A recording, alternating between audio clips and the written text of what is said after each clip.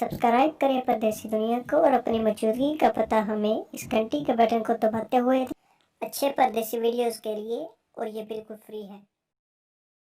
अस्सलाम वालेकुम दोस्तों, आज की इस वीडियो में हम पाकिस्तान की आन शान पाकिस्तान के सबसे बड़े जनरल राहील शरीफ की ज़िंदगी के मतलब आपको कुछ उनकी ज़िंदगी के वाक़यात बताएंगे। तो इस वीडियो को लाइक करना मत भूलिएगा, और अगर आपको ये हमारा वीडियो पसंद आए तो सब्सक्राइब हमारे चैनल पर कर लें। बगैर लेट किए आइए शुरू करते हैं।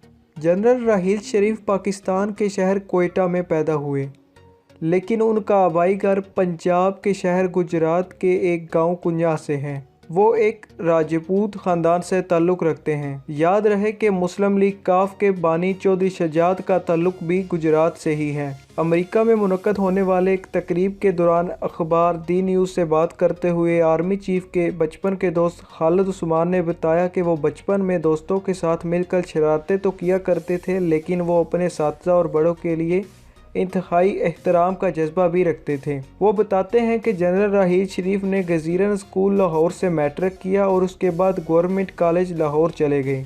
वो स्कूल के दौर में साइकिलिंग और क्रिकेट के शौकीन थे और कॉलेज के दौर में एक काबल और लड़ाई झगड़े से बचने वाले तालिब-ए-इल्म समझे जाते थे। उन्होंने न सिर्फ पाकिस्तान में तालीमी और अस्करी मैदान में शानदार कारकर्दगी दिखाई, बल्कि जर्मन में मिलिट्री ट्रेनिंग के कोर्स में भी अव्वल पोजीशन हासिल की, जबकि कनाडा के स्टाफ कॉलेज से मिलिट्री एजुकेशन में भी आला सनद हासिल की। नाजरीन, अगर जनरल राहील शरीफ का फैमिली बैकग्राउंड देखा जाए तो जनरल राहील का ताल्लुक एक फ़ौजी घराने से है। वो मरहूम मेजर राना मोहम्मद शरीफ के बेटे हैं। उनके भाई मेजर राना शब्बीर शरीफ पाकिस्तान की तरफ से 1971 की जंग में शहीद हुए थे। पाकिस्तान की जानब से उन्हें आला तरीन फौजी अवार्ड निशान हैदर दिया गया था। इधर मैं आपको बताता चलूँ कि आम तौर पर शहीदों को आर्मी के कब्रिस्तान में दफन किया जाता है, लेकिन राहील शरीफ के भाई मेजर राना शब्बीर शरीफ ने अपनी हयात में अपनी माँ को कहा था कि उनको लाहौर में मियानी साहब कब्रिस्तान में दफन किया जाए, क्योंकि उसी कब्रिस्तान में उनके बेहतरीन दोस्त भी दफन हैं। जनरल साहब 3 भाइयों और 2 बहनों के दरमियान सबसे छोटे भाई हैं। उनके दूसरे भाई कैप्टन मुमताज़ शरीफ ने भी पाक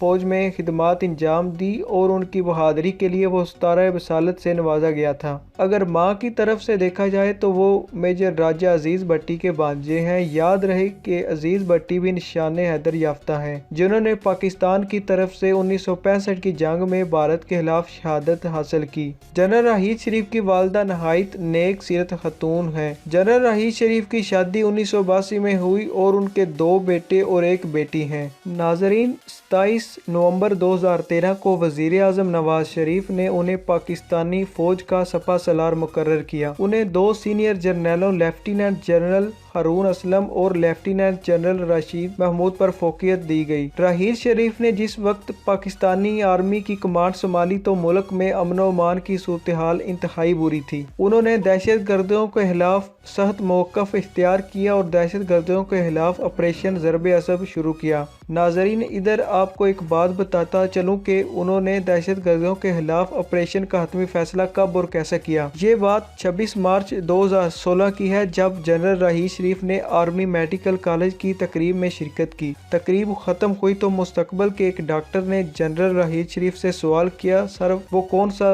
लम्हा था कि जब आपने हतमी फैसला किया कि अब दहशत गर्दों के खिलाफ जंग होनी चाहिए। इसी सवाल के जवाब में आर्मी चीफ बोले, मैं तो सीधा साधा फौजी हूँ, मुझे तो शुरू से ही मालूम था कि लातों के भूत कभी बातों से नहीं मानेंगे, लिहाजा मेरी प्लानिंग तो पहले दिन से जारी थी। लेकिन हाँ, एक वो लम्हा जरूर आया जब मैंने अपना हतमी फैसला कर लिया था। जनरल साहब ने कहा कि मुझे आर्मी चीफ बने थोड़ा ही अरसा हुआ था। मैं दफ्तर से वापसी पर घर आकर जब भी अपनी वालदा के कमरे में जाता तो माँ जी अक्सर टीवी देख रही होती और ज़्यादातर वो किसी धमाके या दहशत गर्दों के खिलाफ कोई कार्रवाई देख रही होती थी। फिर जैसे ही वो मुझे देखती तो दुखी लहजे में टीवी की तरफ इशारा करके कहती, पुत्रा ए की हो रहा है।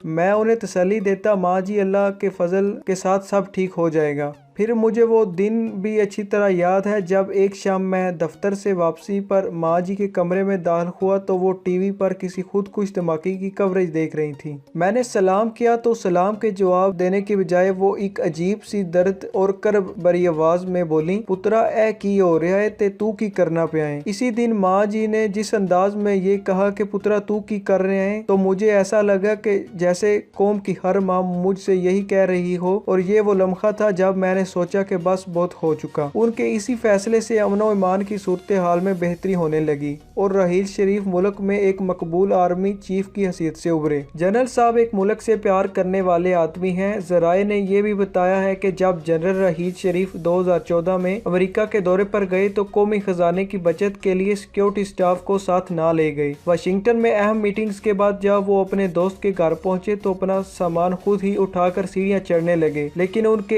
एडीसी ने बाद असरार दीगर एहतमाम किया। रहील शरीफ एक आर्मी चीफ की हैसियत से 29 नवंबर 2016 तक खिदमत अंजाम देकर पाक फौज की कमान जनरल कमर जावेद बाजवा के हवाले कर गए। नाजरीन, जनरल रहील शरीफ को हुकूमत की तरफ से बहुत सारे इजाज़ात से नवाजा गया, जैसे कि निशाने इम्तियाज, हिलाले इम्तियाज, आजाज बराए 10 साल खिदमत, आजाज बराए 20 साल खिदमत, आजाज बराए 30 साल खिदमत, करारदाते पाकिस्तान तमगा, तमगा इस्तकलाल, हिजरी तमगा और तमगा जमहूरियत शामिल हैं। नाजरीन, अगर आपको हमारी ये काविश पसंद आई है और इसी तरह के अच्छे वीडियोस और खबरें लेना चाहते हैं तो हमारा चैनल सब्सक्राइब कर लें। अपनी दुआ में याद रखिएगा।